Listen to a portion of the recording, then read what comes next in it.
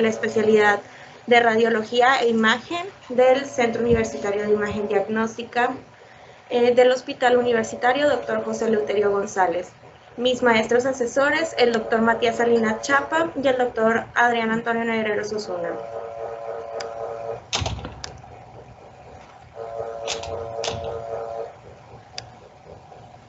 De acuerdo. A manera de introducción, empezando por la parte de la irrigación de la pared torácica, esta está dada por las arterias intercostales anteriores y posteriores, las cuales, empezando por las arterias intercostales anteriores, van a surgir como ramas de la arteria torácica interna.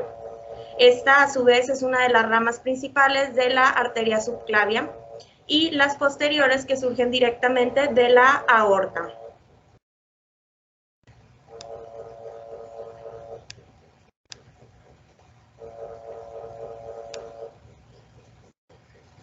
Tenemos también a las arterias pulmonares, las cuales van a llevar la sangre desoxigenada desde los pulmones a los pulmones desde el ventrículo derecho. Y la sangre oxigenada va a regresar a la aurícula izquierda a través de las venas pulmonares. Su origen, el origen de las arterias pulmonares es en el tronco pulmonar, cuya bifurcación va a estar situada hacia la izquierda de la línea media, por debajo del nivel T4, T5 y anterior, inferior y a la izquierda de la bifurcación de la tráquea. También tenemos por aquí a las arterias bronquiales, las cuales tienen varios orígenes. Sin embargo, habitualmente tenemos una única arteria bronquial del lado derecho y dos arterias bronquiales izquierdas. En cuanto al drenaje venoso, este discurre paralelo a la vasculatura arterial. Las venas intercostales posteriores, superiores del lado izquierdo se van a unir y van a formar la vena intercostal superior izquierda, que va a desembocar en la vena brachiocefálica del lado izquierdo.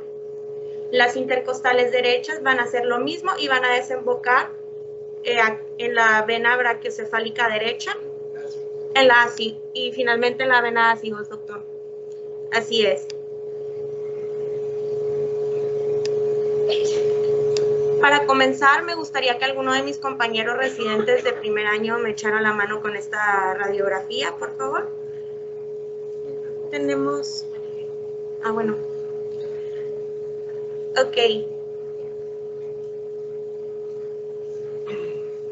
Tenemos a una paciente femenina con antecedente de cáncer de lengua. Actualmente está recibiendo tratamiento con quimioterapia.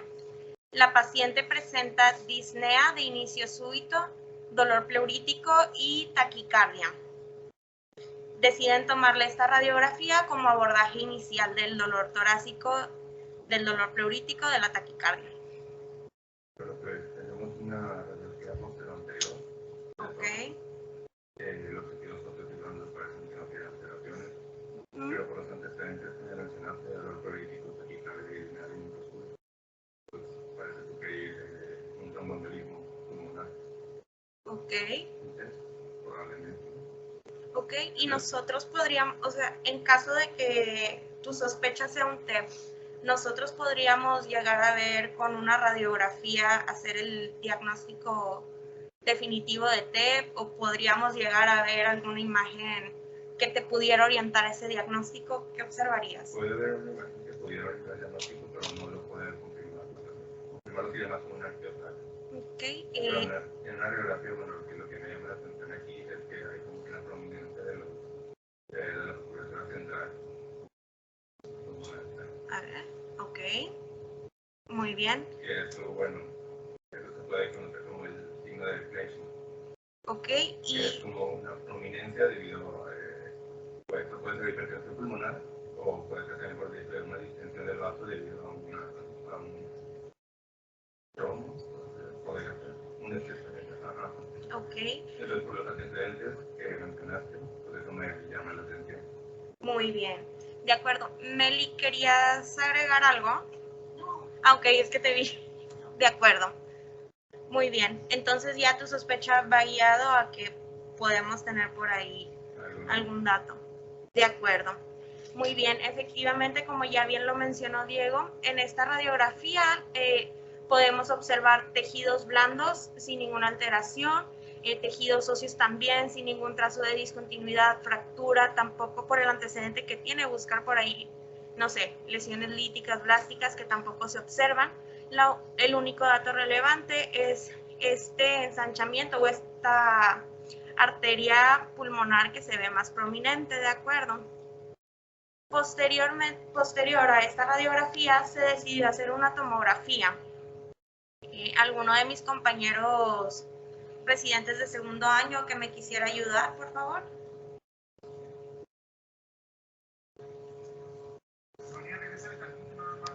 Sí.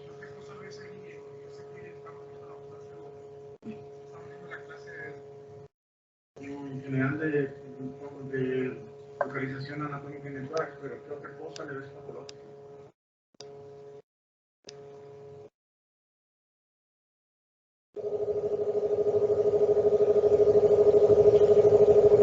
¿Cómo ves el ángulo posterior-pragmático de la izquierda?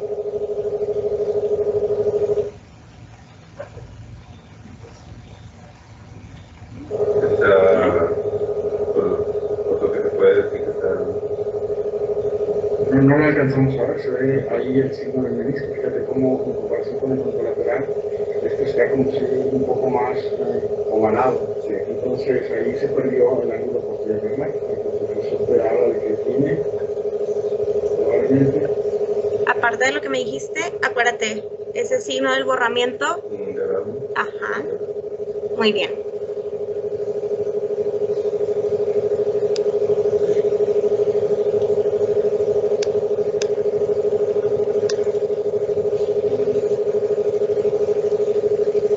Ok, voy a empezar a correr las imágenes.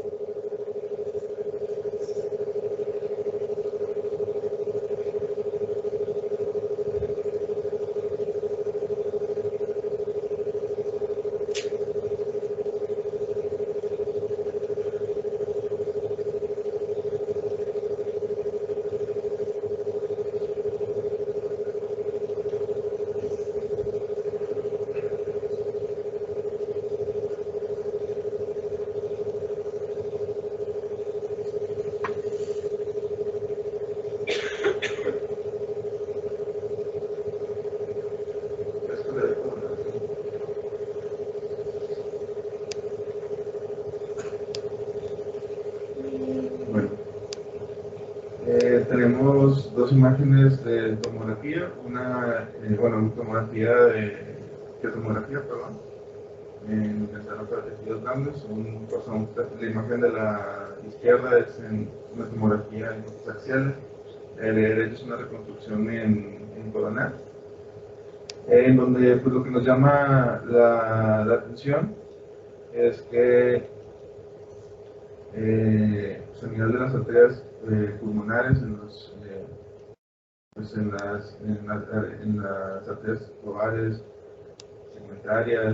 segmentarias, hay múltiples defectos de llenado que están representados con estas áreas hipodensas dentro del vaso. Lo que llama la atención, bueno, lo que podemos identificar es que, pues, a pesar de que tiene estos defectos de llenado, hay paso de medio de contraste a través del vaso, a través de la arteria, perdón. Incluso aquí en estas áreas más se ve signos que podemos identificar en la tomografía, en estas imágenes axiales. El área, vemos como hay más inferior, vemos como está el área hipodensa en el centro, con áreas hiperdensas alrededor, que es el signo de la dona, de la rosquilla, así decirlo.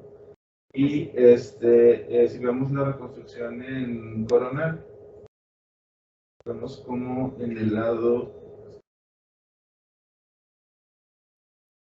hacia el lado izquierdo, me parece que es en la parte inferior de la arteria pulmonar izquierda, vemos también cómo está este efecto de llenado, pues así longitudinal, por así decirlo, y el paso de bien en contraste por los bordes del vaso. Eso también puede ser también un signo que es el signo del riel.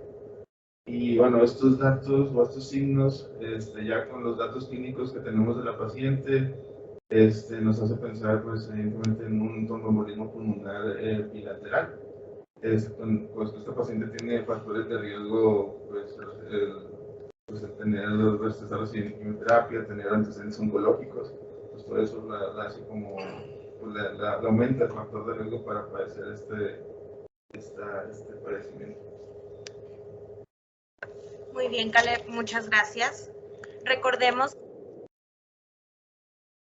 la idea de este caso es ir llevando un proceso crítico de que para saber algo sobre las patologías, como siempre nos recalcan nuestros maestros, es necesario que nosotros sepamos sobre la anatomía. En este caso, como Caleb ya describió correctamente, teníamos múltiples defectos de llenado en la tomografía en las arterias tanto lobares y segmentarias de ambos lados. ¿Ok? Recordar también que la arteria pulmonar derecha es más larga que la del lado izquierdo. Esta va a llevar a sus divisiones en arterias lobares superior, media e inferior, y con ello va a llevar las arterias segmentarias, dependiendo pues de qué segmento se encuentre. Algo parecido ocurre con la arteria pulmonar izquierda, que esta tiene un trayecto más corto que la arteria pulmonar derecha, y tiene también a sus arterias lobales superior e inferior, y también tiene a las lingulares, que a su vez se divide en superior e inferior, con sus respectivas arterias segmentarias y subsegmentarias. Recordando un poquito lo que ya les comentaba, la arteria pulmonar derecha es una de las ramas del tronco pulmonar, la cual es más larga que la arteria pulmonar izquierda y se va a situar entre la vena cava superior y el bronquio principal del lado derecho. A medida que va pasando desde su lado izquierdo hacia su lado derecho, tienes un trayecto horizontal y va a pasar por debajo del arco aórtico y la carina. Se va a encontrar anterior al esófago y al bronquio principal derecho. Antes de dividirse, justo antes de entrar a la vena, antes de entrar en la cara superior del ilio del pulmón derecho. En esta tomografía axial computarizada que vemos al nivel del tronco de la pulmonar, justo en sus divisiones en arteria pulmonar derecha e izquierda, podemos observar lo que ya les comentaba previamente, el trayecto más horizontalizado de la arteria pulmonar derecha y cómo se empieza a dividir en sus arterias lobares. ¿De acuerdo? Y también del lado izquierdo podemos empezar a ver la división de las mismas. Cuando pongamos esquemas anatómicos. Ajá. Cuando pongamos esquemas anatómicos hay que tratar de invertir las imágenes para verlas como nosotros estamos viendo, porque aquí es como si la visión fuera superior. Ok. Lo estoy viendo desde arriba y pues esto de acá es el lado izquierdo y es el lado derecho, cuando pues sabemos que nosotros siempre vamos al revés para no confundirnos, ¿no? Ok, de acuerdo, doctor. Porque si no, como que se pierde un poquito la utilidad. El sentido. No es que está volteando, estás cambiando de imagen y no. Ok. Aunque las letras no las ocupamos. Ok, tenemos aquí otro caso que me gustaría que alguno de mis compañeros me pudiera ayudar. Este es un estudio que se hizo solamente por sospecha como parte del abordaje de un EBC. ¿Lo puedes correr, por favor? O la próxima imagen. ¿Quieres correr? Ah, ahí lo ves.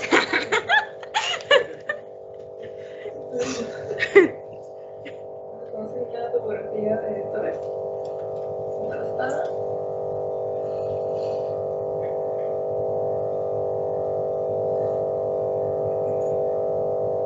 Lo voy a volver a correr, Gaby.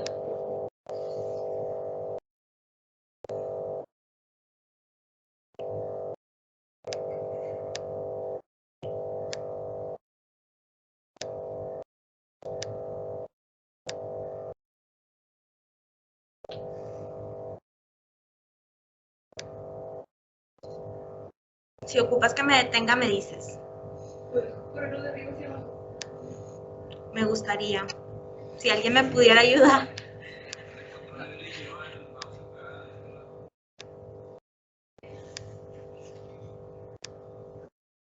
Gracias, buen hombre.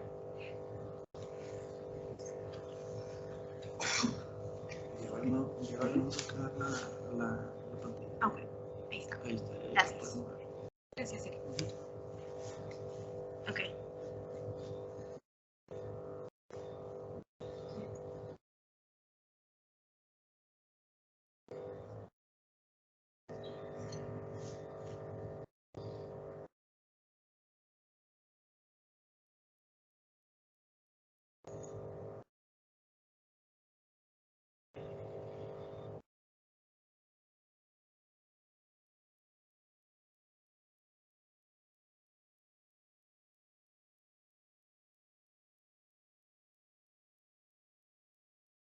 El vascular no tiene ningún efecto de llenado ni nada. Lo que se llama intentar un poquito hacia arriba. Es la carótida interna. Que tiene una variante en la nariz. Me voy.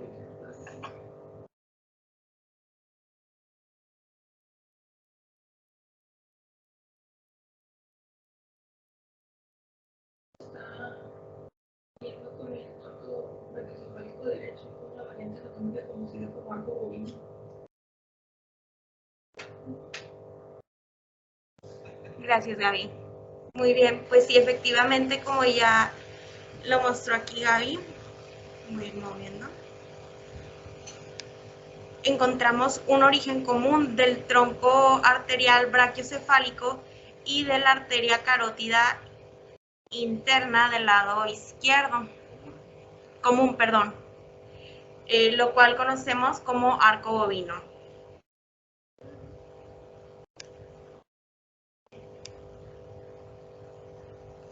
De acuerdo. Sabemos que la aorta va a tener su origen en el ventrículo izquierdo. Muy bien, desde donde va a transportar la sangre oxigenada del corazón hacia el resto del organismo. Esto lo va haciendo a través de su aorta ascendente, la cual va ascendiendo aproximadamente 5 centímetros y posteriormente hace un arco, lo que conocemos como el arco aórtico. En esta porción va a dar sus 3 ramas principales: la arteria brachiocefálica, la arteria carótida común y la arteria subclavia izquierda. Posteriormente va a empezar a descender en un sentido posterior y vamos a, conforme va descendiendo, a nivel de la 4ª vértebra torácica aproximadamente, damos inicio a lo que es la arteria torácica descendente.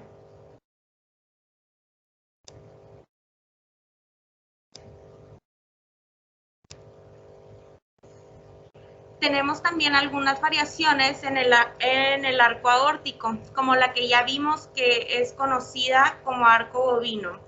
Esta es compartir un origen común de la arteria brachiocefálica con la arteria carótida común, y la arteria subclavia izquierda se encuentra normal. Esto se va a encontrar en aproximadamente el 15% de la población. Esa sintomática lo llegamos a encontrar como un hallazgo incidental, pero pues resulta importante reportarla. Por ejemplo, existen casos como lo son para cirugía de cabeza y cuello, alguna traqueotomía, donde es importante reportarla, ya que en caso de no hacerlo y de que otorrino decida realizar un abordaje, pudiéramos llegar a causar ciertas complicaciones. También tenemos al arco aórtico doble.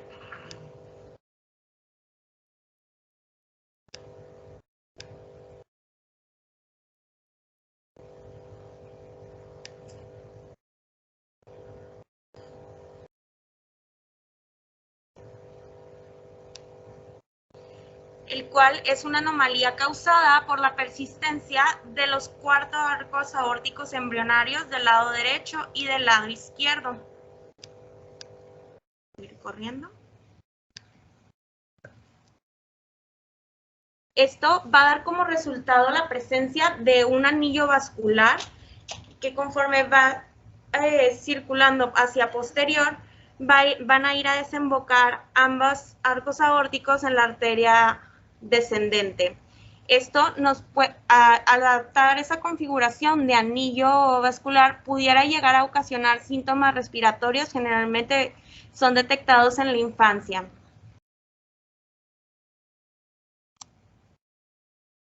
Tenemos también la presencia de un arco aórtico derecho, que como su nombre lo indica, es un tipo de variante en el que el arco aórtico, en lugar de ir de derecha a izquierda, se encuentra más hacia la derecha, como podemos ver en estas imágenes. Por ejemplo, en este estudio fue un hallazgo incidental de un paciente masculino de 50 años con epigastralgia, que al tomarle sus respectivos estudios, lo encontraron como algo incidental.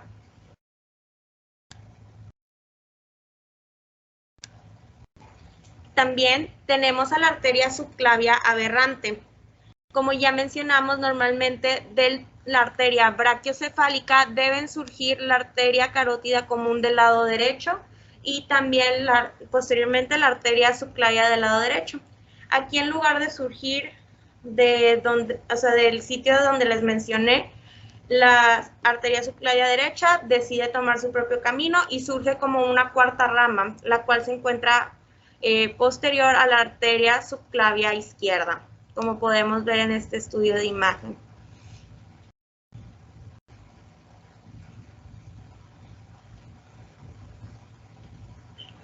Aquí podemos observar cómo surge como una cuarta rama.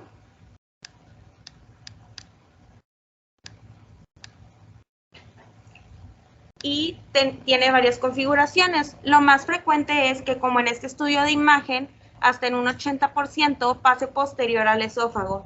En un 15% puede pasar entre esófago y la tráquea, y en un porcentaje menor al 5% puede pasar anterior a la misma.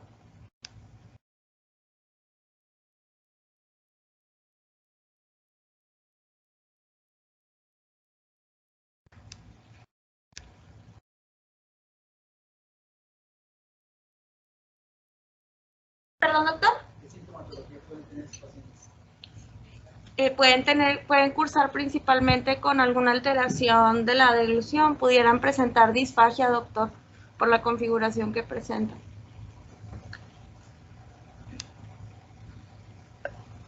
Ok, tenemos otro caso, que es un paciente con sospecha de tuberculosis, quien presenta hemoptisis masiva.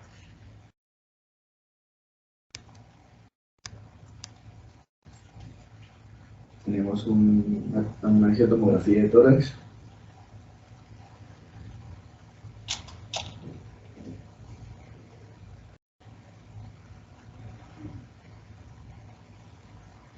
Regresamos, por favor.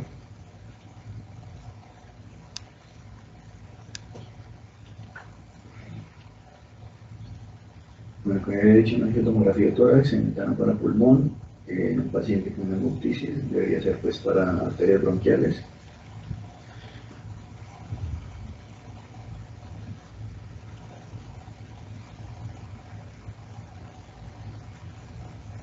Podemos ver que está ocupada la tráquea por una sonda tórax. También a nivel del esófago, también no sé si es orogástrica o nasogástrica. Su catéter venoso central que se aboca en el cava superior, su cabestal, perdón.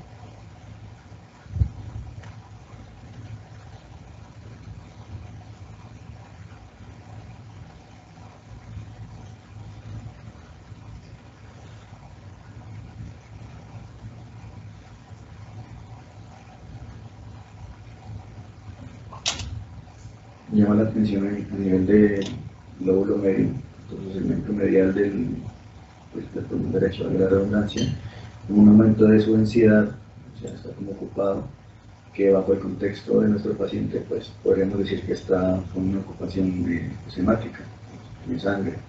Lo que tenemos que ver, tenemos que pensar es que sea secundario a un sangrado por una arteria bronquial, entonces tenemos que ir a buscarla específicamente.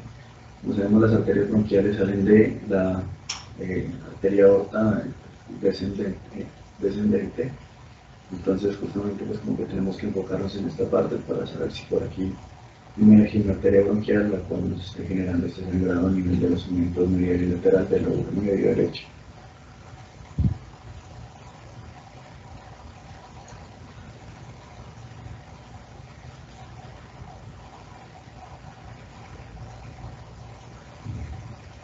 Dale, Me voy a regresar. Sí, por favor.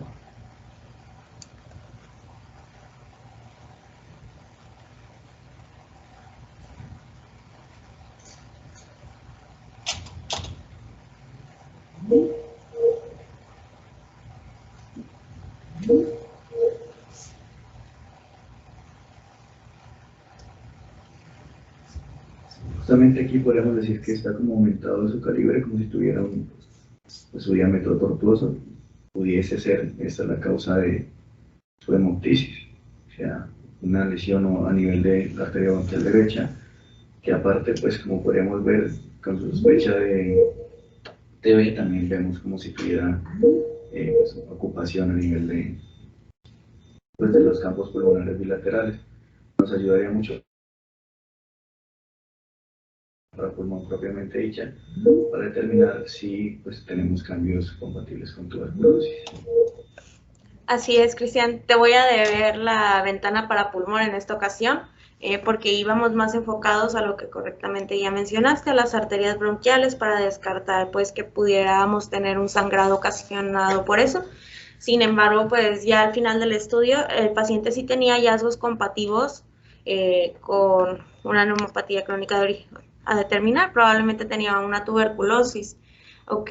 Y sí, como bien mencionaste, la arteria bronquial derecha adoptaba un patrón pues como tortuoso, se ve un poquito más, pues más grande de lo normal, que la verdad pues son arterias tan pequeñas que pues resulta muchas veces complicado irlas a localizar.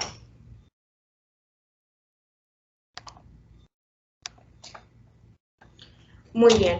Las arterias bronquiales generalmente se van a originar de la aorta torácica descendente proximal.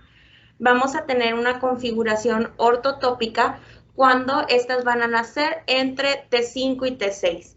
También podemos tener una configuración ectópica cuando nace de una localización ajena a estos límites que ya mencioné, que pueden ir desde el arco aórtico inferior, de la aorta torácica descendente distal, de la subclavia, del troncotiro cervical, de la mamaria interna, entre otras localizaciones. Tenemos muchas variaciones de las arterias bronquiales. Sin embargo, un 60% de la población tiene lo que anteriormente estuve mencionando como una arteria bronquial derecha única y dos arterias bronquiales izquierdas. Sin embargo, tenemos también, se han hecho múltiples clasificaciones. Estas son las que encontré más, pues, que comparten este patrón en común. El tipo 2 tiene una arteria bronquial del lado derecho y una del lado izquierdo. El tipo 3 presenta dos arterias bronquiales de cada lado, mientras que el tipo 4, invertido a lo que vemos en el tipo 1, vemos dos arterias bronquiales del lado derecho y una arteria bronquial del lado izquierdo.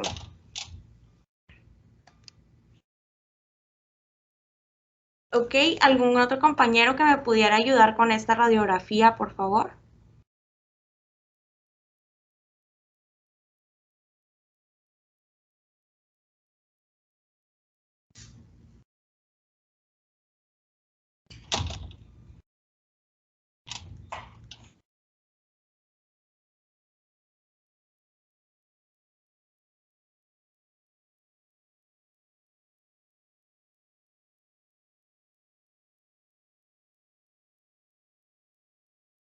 Bueno, esta es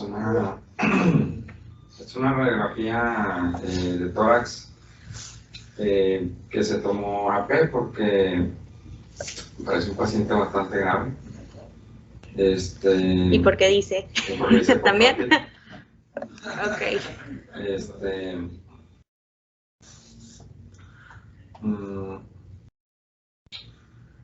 Pues en el caso del pulmón derecho parece estar completamente consolidado.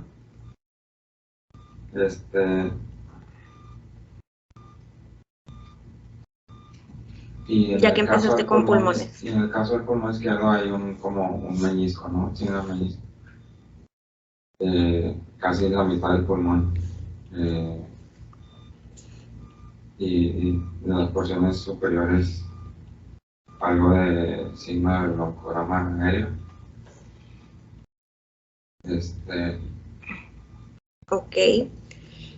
¿Qué más deberías buscar en un paciente que vemos en estas condiciones, que probablemente esté cursando con un proceso pues neumónico, con su derrame pleural? Vemos ahí líneas por todos lados, ¿ok? ¿Cómo abordarías eso? ¿En qué localizaciones se encuentras? ¿Qué es cada línea radiopaca que estamos viendo en el estudio? Si quieres, vámonos de poquito a poquito. Ok. Pues hay unas líneas que parecieran ser de algún monitor de electrocardiograma, que serían estas con su respectivo chuponcito transductor. No recuerdo bien el nombre de estas. Con sus electrodos. Los electrodos. Ok, muy bien. Pareciera tener una sonda que viene a nivel de la tráquea, parece un tubo endotraqueal. Esta que es posterior.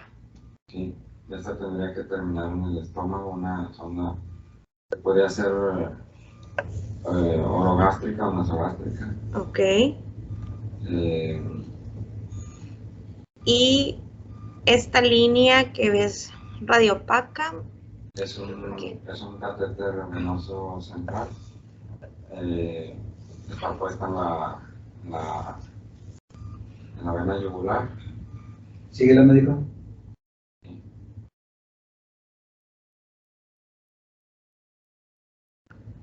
¿A dónde debe llegar?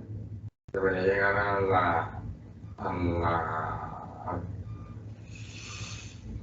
debería llegar a la aurícula derecha, pasar a través al ventrículo izquierdo, al ventrículo derecho, perdón, y pues si se quisiera medir las presiones pulmonares, llegar hasta... Espérame. ¿Está en la aurícula derecha?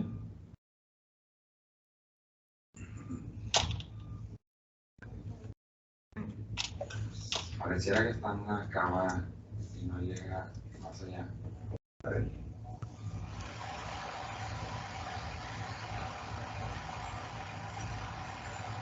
Se introdujo el catéter en la yugular, ¿sí? Sí. Y luego se debe unir la yugular a cuál? A la subclavia, para formar la innominada. Y luego debe llegar a dónde? A la aurícula derecha. Sí. ¿Sí? Okay. ¿Y sigue ese trayecto?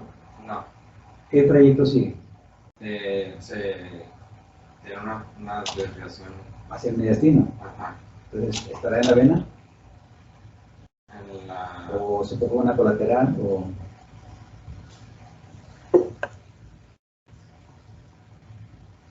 Estaría... ¿Dónde está el extremo distal del catéter? Aquí más o menos. ¿Topografía de qué? Eso es topografía de las venas pulmonares. ¿No? Bien callado, ¿no? O sea, se metió por la carótida, pues. Hacer topografía de aorta. Así es, Alfredo. Mira, un tip, a mí también se me hacía como que muy complicado, decía, chispas, el paciente está lateralizado, tu técnica a lo mejor pues no es la más adecuada, pero ya como lo estuvo mencionando el maestro, debemos buscar intencionadamente, si sabemos que, o sea, ese catéter va a ir hacia aurícula derecha, recuerda que queda un tip, sería que esté proyectada, o sea, tu línea va a estar proyectada hacia el lado hacia el lado derecho de la columna vertebral. Y aquí, si te fijas, esta línea como que cruza hacia el lado izquierdo y justamente te da con la topografía del cayado. Entonces, con eso podríamos decir que no está en, o sea, no está en su localización habitual, ¿vale? Muy bien. Y ya aquí, a manera de respuesta, efectivamente, este catéter estaba colocado en la arteria carótida común derecha. Posteriormente se tomaron tomografías. Estas son sus reconstrucciones en coronal y axial, donde normalmente deberíamos ver cómo el catéter va a llegar a la vena yugular interna y va y baja y da en la vena cava superior. Y aquí alcanzamos a ver esta línea más hiperdensa a nivel de la arteria carótida común. En esta reconstrucción, pues en axial, podemos ver que el catéter efectivamente está en carótida común. Es importante nosotros como radiólogos poder dar localización de los catéteres que se colocan. No es nada más decir, ¿sabes qué? Está bien puesto o está mal puesto. En casos donde los catéteres llevan una inserción hacia la arteria carótida proximal, nos pudiera llegar a ocasionar complicaciones como lo son sangrado, embolismos, isquemias distales. Entonces, si nosotros lo llegamos a ver algún día que nos pregunten en una radiografía de urgencias o algo, siempre reportarlo, ¿ok? Si el paciente sale en tu radiografía demasiado movido, que a ti no te permita seguir el trazo o tengas dudas, también es válido pedir otra radiografía que salga un poquito mejor, claro, dentro de las condiciones clínicas del paciente. No vamos a pedir una calidad de una posterior anterior, ¿verdad? Aparte, ¿cómo hace para mencionar eso algo? Está a la pasada, por supuesto. Ajá. Acuérdense de tomar en cuenta también las referencias anatómicas. La vena cava superior se forma con la confluencia de las venas brachiocefálicas y tomamos como referencia el primer cartílago costal. Luego va a desembocar hacia la aurícula derecha, hacia el tercer cartílago costal. Primero, segundo, tercero. También podemos tomar en cuenta en la radiografía otra, que es donde se bifurca la tráquea. Vean aquí, justamente en esta zona. Esa es la unión cavatrial. Entonces, ¿cuál debe ser el trayecto del catéter central venoso? Pues tiene que ser un trayecto vertical o un trayecto horizontal y posteriormente vertical en el caso de uno que sea subclavio. Y vamos a tomar como referencia estas estructuras. No tienes que tomar otra radiografía, a menos que esté muy blando o muy penetrada, dependiendo de cómo lo hayan adquirido. Y también puedes tomar como referencia el quinto, sexto, cuarto vertebrales. Y siempre van a ver esta zona. El catéter, dependiendo de su temporalidad, va a estar en la unión cavatrial o hacia aurícula derecha en los más prolongados. Si está más superior puede lesionar los vasos. Entonces, vean se va medialmente, se va hacia la arpa aórtica. Debería ir inferiormente a esta zona. Tomen como referencia, se ve la sombra de la tráquea de bronquio, que se toman como referencia, sino los puntos esos que les acabo de mencionar. Y ahorita que pues se la vida todos. Que debe ser complicado. Gracias.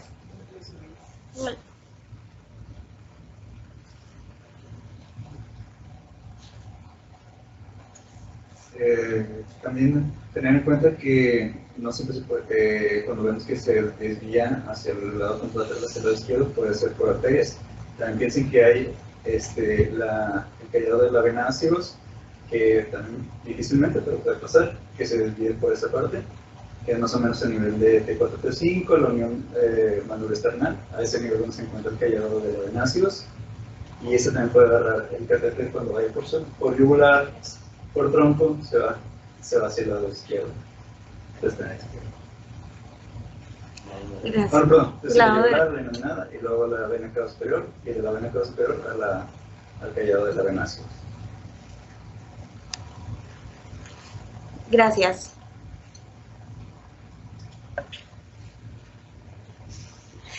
¿Alguien que me pueda ayudar con este otro caso? Parece que viste la clase, María.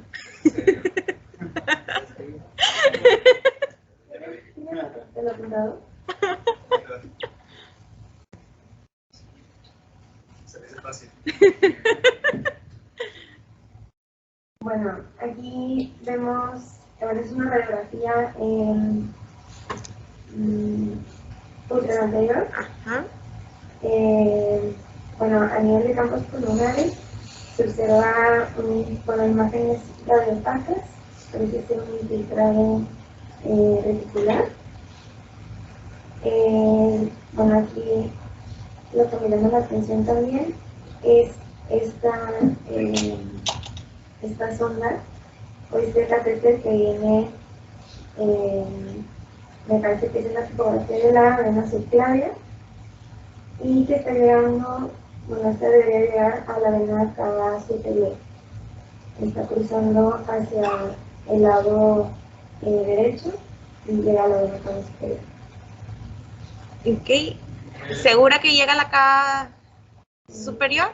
¿Y ahí queda? A ver, ¿vamos a seguirla? Ajá, sigue. Me parece que por acá. Que sería, pues si recordamos la anatomía, pues sería la vena ácido. Muy bien. Y en esta radiografía lateral, pues podemos seguir el trayecto igual. Pues ya se ve como más desdoblado el catéter y podemos ver que sí que llega a la vena ácidos. Muy bien. Bueno. Se ven aumentar, o sea, si la vasculatura pulmonar se ve aumentar. ¿Los qué? Sí, se ven borrados también. Aquí el cardiofrénico también, me parece que un poco, el costodiafragmático también de este lado y aquí también. Muy bien. En la lateral, pues, se ve también aquí una imagen también radiopaca. Y pues también el infiltrado que habíamos mencionado reticular.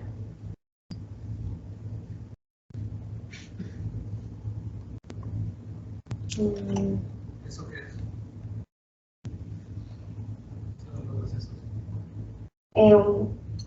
Podría ser un derrame pleural.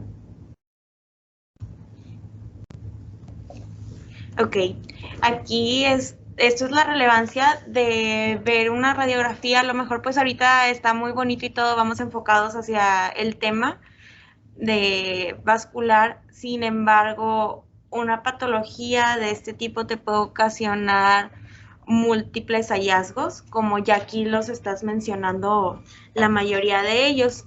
Efectivamente, se trata de un catéter que por alguna situación fue y dio hacia el sistema de la ásigos, ¿de acuerdo? En estos pacientes es bien raro que ocurra, pero pudiéramos tener una dilatación de la vena ásigos, lo cual permite que el catéter entre hacia esa vena. Podemos tener también una oclusión ya sea de la vena cava superior o de la vena cava inferior que nos esté propiciando a esta desviación. Y dentro de las complicaciones de que un catéter vaya y de hacia la vena ásigos, son como ya vimos en la radiografía, hallazgos como derrame pleural, edema de pulmón, clínicamente pues los pacientes cursan con disnea, con dolor torácico, incluso podríamos llegar a ocasionar tamponamientos cardíacos. ¿Qué hay que hacer aquí? Pues nosotros como radiólogos avisar dónde está y ese catéter se tiene que recolocar, ¿de acuerdo? A manera pues de tip, para localizar adecuadamente estos catéteres que se desvían, recordar que, o sea, hacen como una curva, como un tipo loop y se desvían hacia el lado izquierdo, siguen toda la topografía del sistema de la ásigos. Recuerden que cuando colocamos un catéter en una vena, por en este caso una subclavia, se puede ir a cualquiera de las afluentes. Se puede ir ascender hacia la yugular, se puede ir a la innominada del lado derecho, incluso se puede ir hacia estructuras más pequeñas como la vena intercostal superior izquierda que pasa por el borde del caído aórtico. Se puede ir por cualquiera de las afluentes de las venas. Entonces, debemos conocer la anatomía para poder ubicarla correctamente el catéter. Así es. Bueno, a continuación de lo que estábamos mencionando, tenemos que la vena azigos se va a unir a la vena cava superior a nivel de aproximadamente de T5 en la unión entre la tráquea y el bronquio principal derecho. Y tenemos otro caso, si alguno de mis compañeros R2 me pudiera echar la mano, por favor.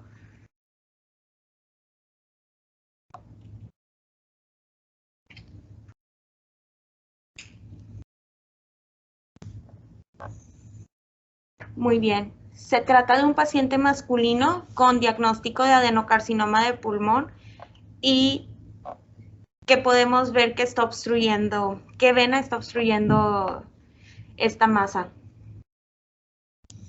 Bueno, estamos observando dos imágenes de tomografía, una en reconstrucción sagital y la otra me parece que es un acercamiento en axial. ¿Te parece sagital? Coronar. Ajá.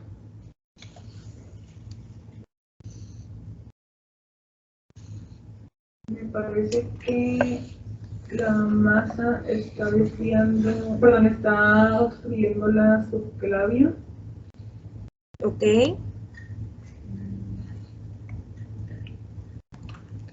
Así.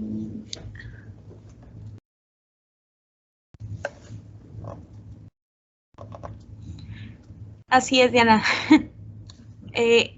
Bueno, esta masa está condicionando una obstrucción de la vena subclavia del lado derecho. La pregunta es, si tenemos este sitio pues de oclusión, de compresión, ¿hacia dónde se iría la sangre que pues teóricamente seguiría ese drenaje? Pues hacia de vasos colaterales hacia la extremidad y hacia el cuello.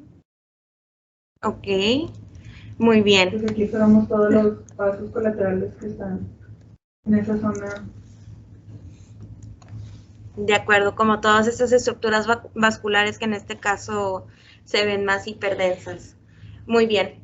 Recordar siempre que en el caso de una obstrucción de ya sea de la vena subclavia o de la vena axilar, esta circulación colateral en el hombro es típica de que podemos tener por ahí un sitio que esté ocluyendo a estas venas que ya mencioné, ¿de acuerdo?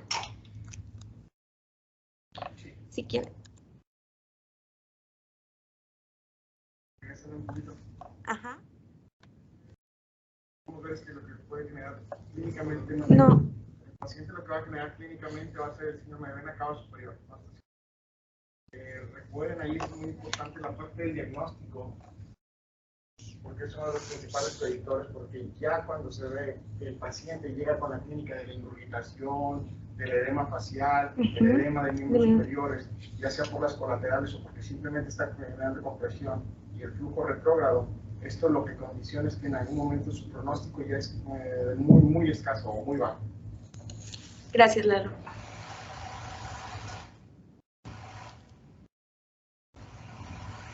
Muy bien. Si quieres, Diana, echarme la mano, ya voy a terminar. La venita que está marcada con la flecha amarilla va a conectar las venas intercostales posteriores. Estas van a drenar parte de la pared torácica. ¿Qué venas son estas?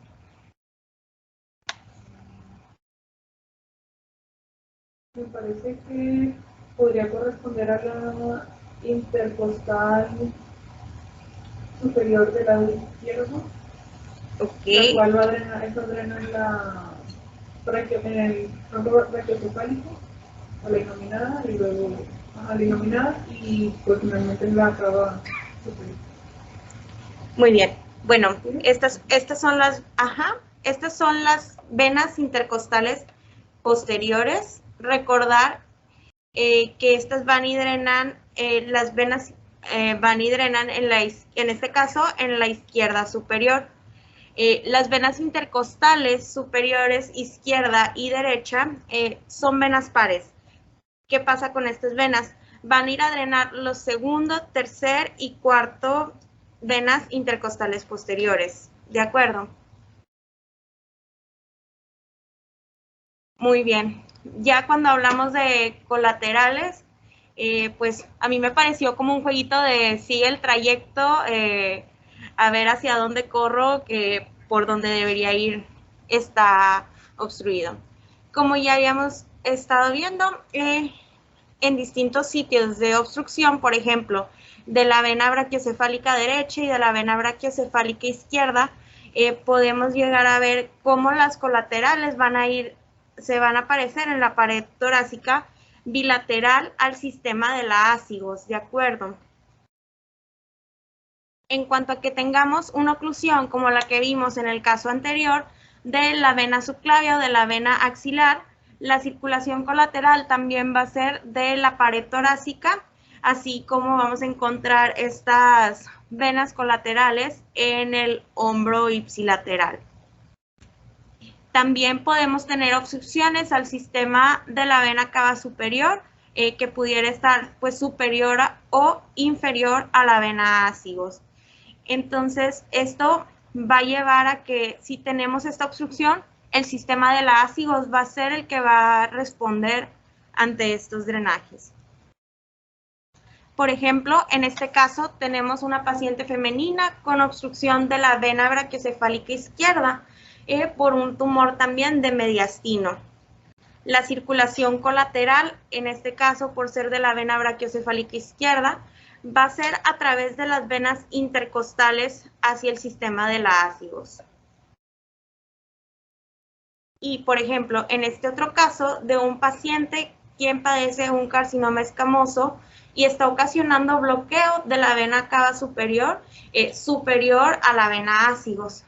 Las colaterales, en este caso, de la pared torácica van a drenar también en el sistema de la ácigos inferior, en la porción inferior de la vena cava superior, por debajo del sitio de la obstrucción. Y por último, tenemos también estos colaterales que van a dar hacia el cuello. Todas estas colaterales también son importantes identificarlas, ya que como lo había dicho, pueden hablarnos a nosotros de un peor pronóstico. A manera de conclusión, pues conocer la anatomía normal vascular del tórax nos va a conducir a que ya conociendo lo que se vería normal, podemos identificar variantes, anomalías y podemos aportar también mayor información sobre las patologías, así como las consecuencias que cada una de estas patologías pudiera tener sobre nuestros pacientes. Y por mi parte sería todo. Y en el caso de la hemoptisis, ¿recuerdas del aneurisma de Rasmussen? Me acuerdo del nombre, pero le debo Hay que recordar, no nada más cuando tenemos pacientes de hemoptisis, obviamente en este caso en particular que mencionabas que era por sospecha de tuberculosis, el aneurisma de Rasmussen es una dilatación, pero no de las arterias bronquiales, es una afección de las arterias pulmonares, ¿ok? Secundario al proceso granulomatoso, que te puede dar de misma manera la clínica de hemoptisis. Okay. Entonces, en el caso en particular, definitivamente hay que ir a buscar ver si hay una tortuosidad, una alteración, un anillo, un ovillo vascular de las arterias bronquiales, pero también puedes buscar intencionadamente dilataciones o ovillos vasculares de las arterias pulmonares secundarios a el proceso granulomatoso, cuando lo tiene, obviamente, y te da la misma clínica, ¿verdad? Porque dices, no, pues no le vi la arteria bronquial, no es por arteria bronquial. Bueno, no nada más esa te da hemoptisis. Y en cuestión de variantes anatómicas, no sé si lo mencionaste porque llegué como a las 8:15, la vena cava superior doble. No, esa no la abordamos. En el caso, existe también en ocasiones, ¿qué es lo que vas a ver? La vena subclavia, en lugar de condicionar y llegar hacia la vena brachiocefálica izquierda o vena innominada, se baja directamente y te hace una vena cava doble. ¿Verdad? También es otra de las variantes que podemos ver en el sistema venoso del tórax, ¿verdad? Básicamente. Que se llega directo hacia el seno coronario izquierdo. Sí, exactamente, esa va y desemboca directamente. Lo común es que sea el seno coronario, el 80% de las veces. De acuerdo, doctor, muchas gracias. Y ya por último, nada más en la parte cuando vimos el tromboembolismo pulmonar, recordó que también pueden haber otros signos, no siempre los vamos a tener presentes, pero también existe el signo de Westermarck, la curva de Hampton. Entonces son de las cosas que nos podrían hacer sospechar, pero principalmente también va a ser la clínica, porque es importante diagnosticar un tromboembolismo pulmonar independientemente si está o no está, porque todo eso pues, puede generar una sobrecarga del lado derecho del corazón y es lo que mata realmente a los pacientes. Por eso es importante poder diagnosticar.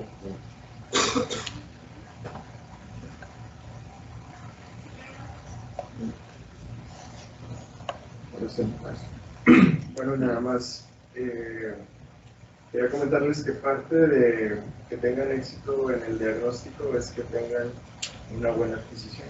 Y en el caso de una adquisición que se va a tomar para ver un tromboembolismo pulmonar, pues es necesario que lo adquieras en un tiempo de arteria pulmonar. Ahí tienen que tomar en cuenta, por ejemplo, ¿qué mejorarías en ese protocolo que estás viendo ahí? Por ejemplo, este paciente fue inyectado del lado izquierdo. Sí. ¿Cuál es el problema cuando el paciente se canaliza del lado izquierdo? El problema es que la vena brachiocefálica izquierda o vena innominada cruza todo el mediastino.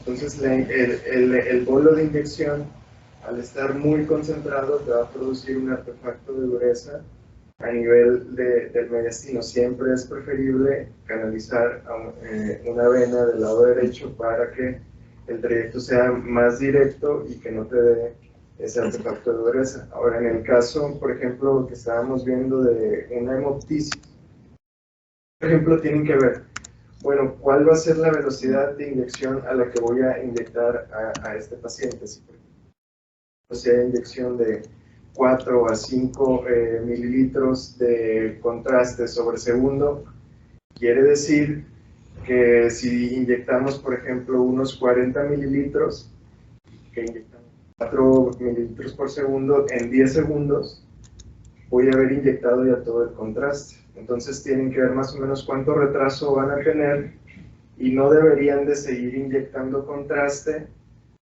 después de que ya sea más tiempo del retraso que van a tener. ¿Por qué? Porque quiere decir que están inyectando contraste que realmente se va a quedar en las venas y no te va a servir para hacer un diagnóstico y solamente te va a hacer artefacto en la adquisición. Ahora lo otro es que si van a tener, por ejemplo, un tiempo arterial y quieren valorar, por ejemplo, el paciente que venía con hemoptisis, bueno, sabemos que lo más frecuente es que el sangrado por hemoptisis sea sangrado bronquial. Sin embargo, en pacientes, por ejemplo, con tuberculosis, como comentó el doctor Hugo, también puede haber esos aneurismas de Rasmussen. En este caso, sí se vale prolongar un poquito más, o más bien la cantidad de contraste que se va a inyectar puede ser mayor para tener un buen contraste tanto en arterias como en venas. Es nada más. Gracias. ¿Carly? Sí, nada más quería hacer dos preguntas para quien quiera contestarlas. ¿Puedes poner la imagen de la cateterización de los ácidos? Ahorita mencionaba Rosy que cuando un paciente tiene una vía mal colocada, un catéter central puede generar derrame pericárdico o taponamiento. ¿Alguien sabe por qué? Acuérdense que el pericardio se inserta superiormente hacia la raíz de los grandes vasos. Entonces, si tenemos un trayecto, por ejemplo, si está canalizado en las venas del lado izquierdo y está horizontalizado el catéter, pues va a quedar por fuera de esta inserción pericárdica y puede acumular líquido. Luego, quedándonos también en esta imagen, la otra pregunta es, en el paciente que tiene vías colaterales por una obstrucción de la vena cava superior, uno de los signos que vamos a ver es la prominencia de los ácidos. Ahora pon la de la vena intercostal superior izquierda. Ahí ven en la imagen de la izquierda cómo forma un reborde la vena intercostal superior sobre la aorta. Al paciente le hicieron una radiografía de proyección anteroposterior o posterior. ¿Cuál es el signo radiológico que observaríamos?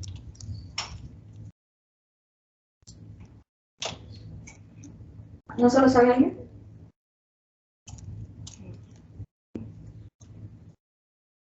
Porque es el signo de persona. En la radiografía segunda, con una persona órtico, radiografía torácica, y van a ver cómo se forma una prominencia. Normalmente el que ya lo hemos redondeado, se ve un pequeño puntito que es esta misma vena que nos está mostrando que está encurtada la vena con la circulación colateral. La radiografía no puede ser de mucha utilidad